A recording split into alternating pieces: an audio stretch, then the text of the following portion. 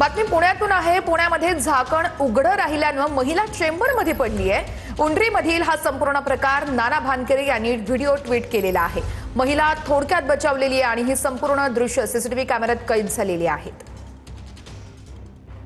आपण ही दृश्य बघू शकतोय कशा पद्धतीने या ठिकाणी ही महिला उघडं राहिलेल्या एका चेंबरमध्ये पडलेली आहे। संपूर्ण घटना सीसीटीव्ही कॅमेऱ्यात कैद झालेली आहे। सुदैवाने या ठिकाणी कोणतीही दुर्घटना घडलेली नाहीये।